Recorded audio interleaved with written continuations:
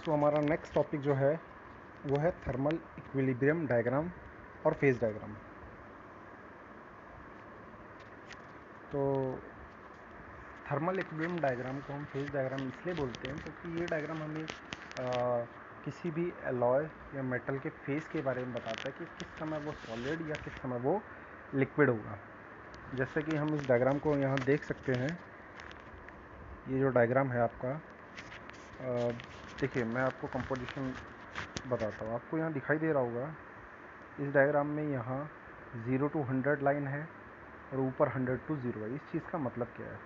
देखिए बेसिकली ये हम जो डायग्राम ड्रॉ कर रहे हैं ये हम एलॉय के लिए ड्रॉ कर रहे हैं। एलॉय में यूजुअली कौन सा एलॉय? बाइनरी, जिसके अंदर दो एलॉय होते हैं, जिसके अंदर दो एलिमेंट होंगे। मान लेते एक एलिमेंट है ए। अब यहाँ एलिमेंट ए है 100 और बी एलिमेंट कितना ले लेता हूँ? 0, यहाँ ही दी। और यहाँ बी एलिमेंट है 100, बी एलिमेंट यहाँ है 100 और ए एलिमेंट 0। जैसे जैसे हम आगे बढ़ेंगे वैसे वैसे ए का एलिमेंट जो कंपोजिशन है वो कम होता जाएगा।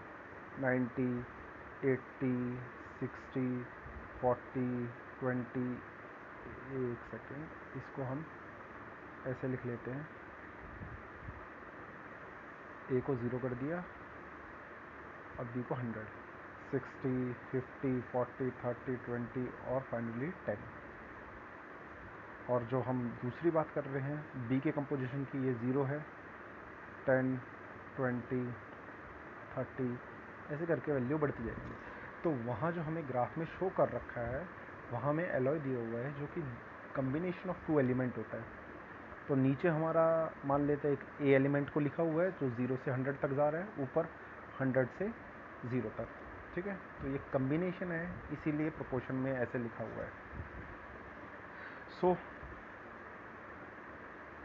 इस केस के अंदर हमें क्या दिया हुआ है? टेम्परेचर और टाइम का ग्राफ। तो जैसा कि हमें पता है कि कोई भी जो मेटल होता है वो टेम्परेचर, ये टेम्परेचर है और ये टाइम है। जैसे जैसे टाइम बढ़ेगा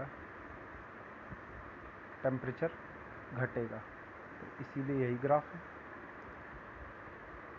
ठीक है, और अभी हमने पीछे पढ़ा था एलॉय में यूजुअली कर्व हमारे ड्रॉ होती है। ये ए के लिए है और ये बी के लिए। फाइनली ये बी वो पॉइंट है जहाँ दोनों के दोनों किस कंडीशन में होते हैं? एक सिंगल स्टेट में, मीन्स सॉलिड स्टेट में। तो इस लाइन, रेड लाइन के ऊपर सब होगा लिक्विड, भले वो ए हो या बी हो। और इस पॉइंट पे जहाँ वो दोनों मीट करते हैं उससे अगर हम एक लाइन ड्रॉ करेंगे तो इस लाइन के नीचे जो भी मिलेगा हमें वो होगा हमारा सॉलिड। और ये जो लाइन है, इस लाइन को हम क्या बोलेंगे? लिक्विडस। याद होगा जिस टेम्परेचर पे क्रिस्टलाइजेशन स्टार्ट होती थी, मतलब क्रिस्टलाइजेशन मतलब जहाँ लिक्विड सॉलिड में बनना स्टार्ट होता था। और नीचे वाली लाइन जो ग्रीन वाली लाइन है वो कौन सी है? सॉलिडस। मतलब इस लाइन पे क्रिस्टलाइजेशन ख़त्म हो जाती थी। And what about this area? ये जो एरिया है, इस एरिया में लिक्विड और सॉलिड दोनों स्टेट एग्जिस्ट करती है, लिक्विड और सॉलिड। ओके, तो ये फेज डायग्राम मीन्स ये इक्विलिब्रियम डायग्राम बेसिकली हमें किसके बारे में बता रहा है? फेजेस के बारे में। देख लिए लिक्विड, लिक्विड, सॉलिड और सॉलिड, तो इसीलिए हम इस फेज डायग्राम भी बोलते हैं। डायग्राम हम क्लियर ड्रॉ करना और आप इसमें लिख सकते हो equilibrium diagram. Equilibrium diagram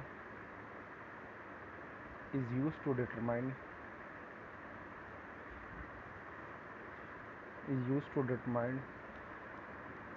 the phase and composition of two metal in an alloy.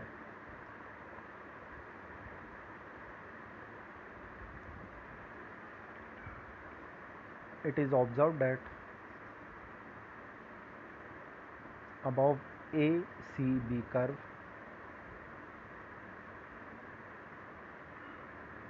metal is in liquid state and below FC line bracket में डाल लिख देना solidus metal is in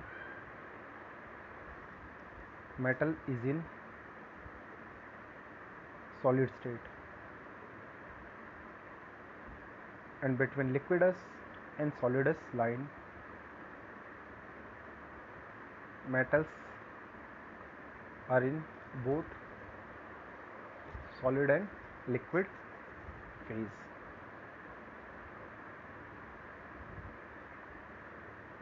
okay चलिए नेक्स्ट टॉपिक पे चलते हैं जो कि है आपका लीवर रूल। ठीक है, लीवर रूल ये वही है आपका टेम्परेचर और बेसिकली परसेंटेज वेट वाले के बीच में ही आपका एक रिलेशन है। अब मैं आपको बताता हूँ ये ग्राफ बेसिकली बना कैसे है। दो चीज़ें हम याद करते हैं, टेम्परेचर और टाइम के बीच में जो ग्राफ था जो कि हमारा प्योर मेटल के लिए था वो शायद ये था। ओके याद होगा, फर्स्ट टॉपिक था हमारे इस चैप्टर का। और अगर यही ग्राफ मैं टेम्परेचर और टाइम का ग्राफ एलॉय के लिए बात करूं तो एलॉय कभी यूजुअली स्ट्रेट लाइन नहीं फॉलो करता। एलॉय में ये होता है, ये जो लाइन है ये स्ट्रेट नहीं है, एक कर्व है। इसमें ये पॉइंट कौन सा था जहाँ लिक्विडस पॉइंट, ये सॉलिडस पॉइंट।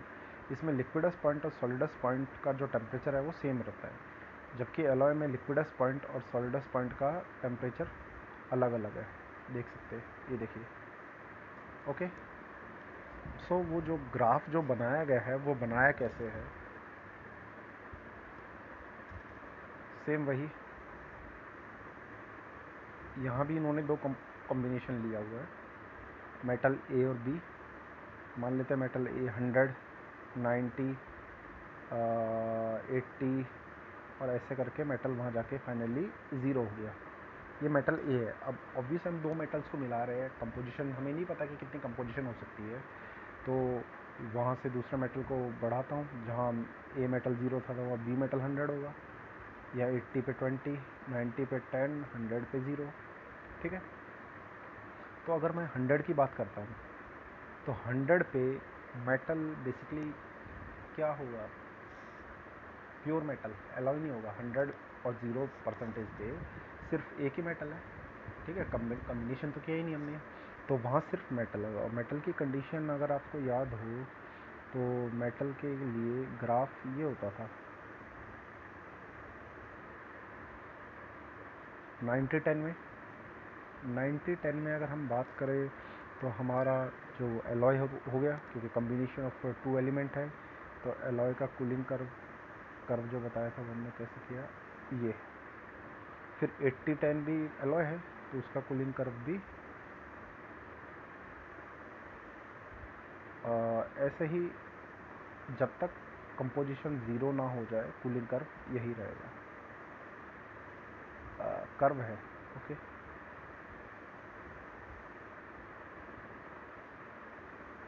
स्ट्रेट मतलब इंक्लाइंड है लाइन, और फाइनल 0 पे इस पॉइंट पे 100 है, तो इसका मतलब एक ही मेटल, एक ही आपका एलिमेंट है, और एक ही एलिमेंट मीन्स वो एलिमेंट होगा मेटल। मेटल का ग्राफ ऐसा।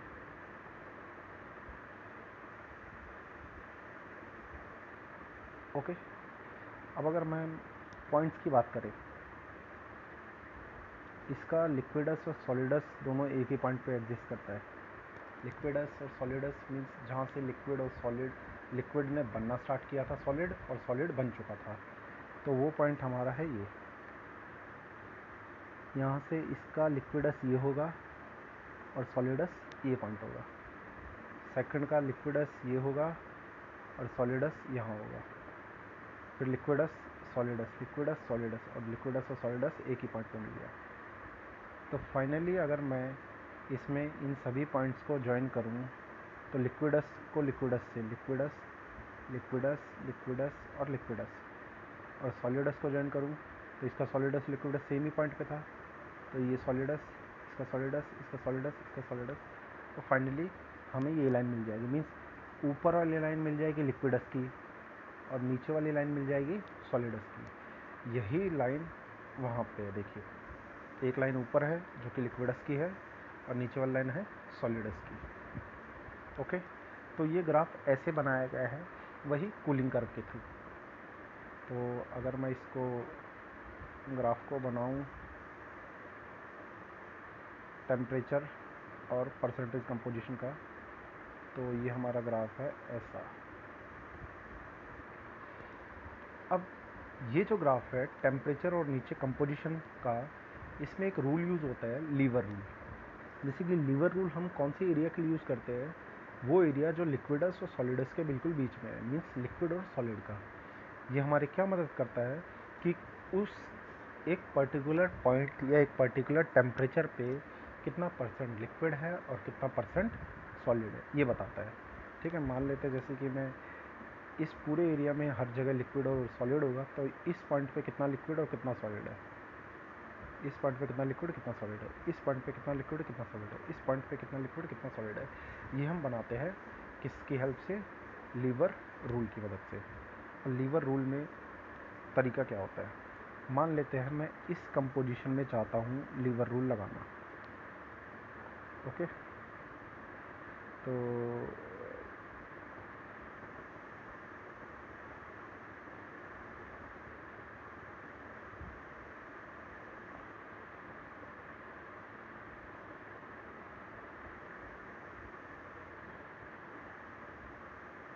ठीक है, मान लेते हैं हम इस कंपोजिशन में लगाना चाहते हैं लीवर रूल। मतलब ये मैंने लाइन ड्रॉ कर ली और मैं इस टेम्परेचर पे निकालना चाहता हूँ कि लिक्विड और सॉलिड कितना होगा। तो मैंने लाइन ड्रॉ कर ली यहाँ पे। अब देखिए, लाइन ड्रॉ करने पर लिक्विडस और सॉलिडस पे मुझे एक पॉइंट मिले हैं। इस पॉइंट को लिक्विडस वाले को C और इस पॉइंट को D, और जो ये बीच में जो ये लाइन मिला है इसको हम L लीवर बोल सकते हैं। L liver point. ओके, तो ये आपका जो D पॉइंट है वो किस पे बना है? सॉलिडस पे। C पॉइंट है वो किस पे बना है? लिक्विडस पे। तो फॉर्मूला आपका होता है लीवर रूल के हिसाब से कि परसेंटेज ऑफ लिक्विड जो होगा वो किसके इक्वल निकालोगे आप? देखिए, लंबाई आप बड़ी आराम से नाप सकते हो। परसेंटेज ऑफ लिक्विड देखिए, CD length CD upon length ED into 100। Length CD, ये CD इन्होंने ये लिया है, और लेंथ ED अपॉन इंटू 100। दिखाता हूँ यहाँ। अगर मुझे लिक्विडस को निकालना है, लाइक लिक्विड निकालना है, लिक्विड परसेंटेज, तो क्या करो? LD length upon CD length into 100। LD upon CD into 100। क्या निकाला हमने? हमने निकाला है लिक्विड। क्या निकाल लिया हमने? Liquid percentage. वही अगर मैं सॉलिड परसेंटेज निकालूं तो LC upon CD into 100। Clear हुआ?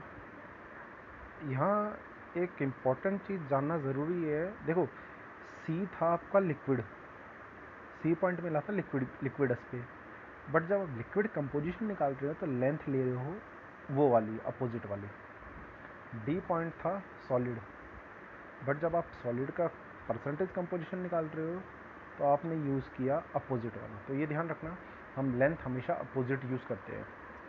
ये तरीका था, लीवर रूल बोलते हैं हम इसको। और इससे क्या निकालते हैं कि जहाँ सॉलिड और लिक्विड परसेंटेज दोनों अलग अलग है, वहाँ कितना परसेंट सॉलिड और कितना परसेंट लिक्विड होगा। ओके, ध्यान रखना। अगर यहाँ पूछे तो यहाँ तो 100% लिक्विड है, यहाँ पूछे यहाँ 100% सॉलिड है, तो सिर्फ यहाँ ये जो लिक्विडस और सॉलिडस के बीच का एरिया होगा वही एरिया हमें बताएगा कितना परसेंट, मतलब इसमें कितना परसेंट लिक्विड या कितना परसेंट सॉलिड है। यही हम डिसाइड करते हैं और किसी भी कंपोजिशन में निकाल सकते हैं। आप यहाँ भी देख सकते हैं स्लाइड में, ED को इन्होंने लिया है, तो अगर E पॉइंट कौन सा है? लिक्विड का, बट परसेंटेज लिक्विड की निकालेंगे तो सी डी को लेंगे, तो c d upon e d, देख लीजिए c d upon e d. और डी पॉइंट सॉलिड का है, तो सॉलिड का परसेंटेज निकालने के लिए e c upon c d. Okay, और परसेंटेज के लिए उन्होंने क्या कर दिया 100। तो आप यहाँ लीवर रूल लिखना, it is used to calculate percentage of each phase present in 2 phase region. Okay, और यहाँ आप लिखना परसेंटेज का फॉर्मूला, परसेंटेज ऑफ फेज जो यहाँ लिख रखा है वो फॉर्मूला लिखना। ओके, नेक्स्ट है सॉलिड सॉल्यूशन एलॉय। देखो, सॉलिड सॉल्यूशन एलॉय का मतलब है जब हम दो चीज़ों को मिलाएं, ठीक है, मोल्डन स्टेट में, मिलाने के बाद जब हम उसे सॉलिडिफाई करें और सॉलिड होने पर वो हमें एक सिंगल चीज़ मिले, तो उसे हम बोलते हैं सॉलिड सॉल्यूशन एलॉय।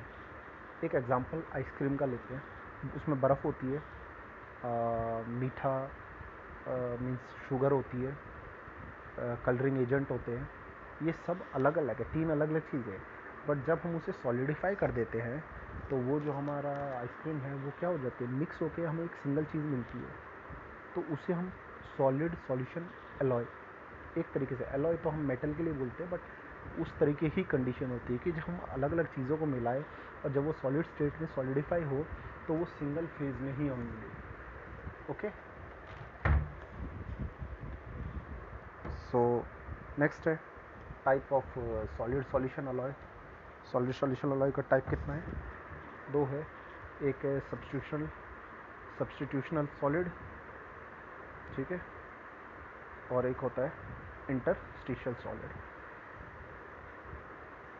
जैसा हमने मेटल के लिए डिफेक्ट्स में पढ़ा था, ये जो मेन एटम्स होते हैं ना, ये जो हमें सामने से दिखाई दे रहे हैं, इनको बोलते हैं हम, अगर यहाँ से किसी एलिमेंट को हटा दो तो इसे सब्स्टिट्यूशनल बोलते हैं। इन साइड्स को बोलते हैं, इन पोजीशन को बोलते हैं सब्स्टिट्यूशनल पोजीशन। और इनके बीच में जो एक गैप होता है ना, खाली जगह, ये खाली जगह, ये खाली जगह, ये खाली जगह, ये खाली जगह, इन खाली जगह को हम बोलते हैं इंटरस्टिशियल साइड्स। तो अगर मैं एक सब्स्टिट्यूशनल एलिमेंट को हटा के वहाँ एक दूसरा एलिमेंट लगा दूँ तो उसे सब्स्टिट्यूशनल बोलेंगे, और अगर इंटरस्टिशियल साइड पे कोई एलिमेंट डाल दूँ तो उसे इंटरस्टिशियल एलॉय बोलेंगे। तो आप लिख सकते हैं सब्स्टिट्यूशनल सॉलिड एलॉय में, in this solution atom of solute substitute the atom of solvent in lattice structure of solvent। Okay, substitutional 2 type के होते हैं, एक ऑर्डर और एक डिसऑर्डर। जैसा हमें दिख रहा है यहाँ ऑर्डरली रिप्लेस किया गया है, देखो ब्लैक कलर, और कितना ऑर्डरली मैनर, इनका जो मैनर है वो कितना ऑर्डरली है। बट यहाँ जो आपके जो सब्स्टिट्यूशनल्स है, जो मीन्स एक्स्ट्रा डिसऑर्डर्स है, वो क्या है, डिसऑर्डर है, कहीं भी रैंडमली इधर उधर लगे हुए हैं, तो इसको हम बोलते हैं डिसऑर्डर सब्स्टिट्यूशनल सॉलिड सॉल्यूशन। इसकी डेफिनेशन आप यहाँ वीडियो को पॉज करके ये जो डेफिनेशन लिखी हुई है वो आप लिख सकते हैं। The solute atom do not occupy any specific position, कोई स्पेसिफिक पोजीशन ना करेंगे, ऑक्यूपाई नहीं करेंगे तो डिसऑर्डर बोलेंगे, and if they occupy a specific position then they called order. Next है इंटरस्टिशियल सॉलिड सॉल्यूशन। तो लिखना, in this type of solid solute atom fit in the interstitial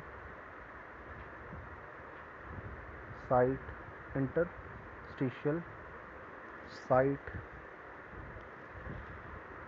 और स्पेस बिटवीन सॉल्वेंट एटम। ये देखिए, ये आपके main parent atoms थे जो वाइट कलर के, उनके बीच में जो थोड़ा सा जगह था ना, उस जगह को किसने घेर लिया, उस जगह को किसने घेर लिया आपके, ये जो भी आपके हम बोल सकते हैं एक्स्ट्रा एटम, जो हमारे डिफेक्ट्स थे या जो हमारे इम्प्योरिटीज़ थी या हमारे जो एलॉय एलिमेंट है, ठीक है। तो इंटरस्टिशियल साइट को अगर घेर लेंगे तो वो इंटरस्टिशियल सॉलिड सॉल्यूशन बना देंगे, और अगर पेरेंट एटम या सब्स्टिट्यूशन साइट को घेर लेंगे तो वो सब्स्टिट्यूशनल सॉलिड सॉल्यूशन बना लेंगे। सॉलिड सॉल्यूशन फिर से बोल देता हूँ। देखिए, सॉलिड और सॉल्यूशन मतलब जब चीज़ें सॉलिडिफाई हो जाए तो वो सिर्फ सिंगल फेज़ में रहे, उसमें दो चीज़ें हमें ना मिले। सॉलिड है तो वो वही रहेगा। आइसक्रीम, वो जो कौन सी हमारी होती है, ऑरेंज वाली, ठीक है, उसके अंदर बहुत सी चीज़ें, तीन चार चीज़ों को मिला के उसे सिंगल में बनाया, बट जब वो सॉलिडिफाई हुआ है तो वो सिंगल फेज़ में एग्जिस्ट करती है। प्रॉपर्टीज़ ऑफ सॉलिड सॉल्यूशन, ठीक है, ये आप वीडियो पॉज करके यहाँ से उतार लेना पॉइंट्स क्या क्या बोले हुए कि solid solution solidify over a range of temperature. मतलब एक पर्टिकुलर, जैसा हमने बोला कि एलॉय यूजुअली एक टेम्परेचर पे सॉलिडिफाई नहीं होता, लाइक ऐसा नहीं बोल सकते 0 डिग्री पे होगा, हो सकता है 0 से 10 के बीच में ही वो पूरा सॉलिडिफाई होगा, ठीक है। They are thermal and electrical conductor, okay. Strength और hardness increase. Next, ductility usually decreases with increase in amount of solute.